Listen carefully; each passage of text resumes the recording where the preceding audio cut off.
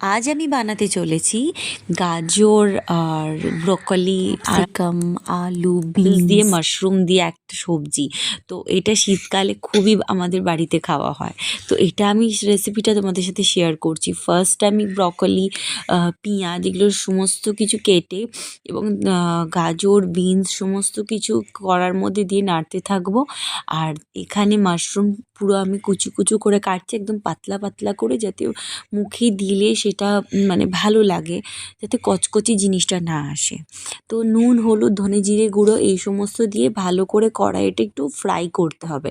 তোমরা চাইলে এখানে আরও অনেক সবজি অ্যাড করতে পারো। এই গাজরগুলো আমার সেদ্ধ করেই রাখা ছিল, তাই ডিপ ফ্রাই করতে কোনো অসুবিধে হলো না। গাজরগুলো খুব তাড়াতাড়ি সেদ্ধ হয়ে গেল।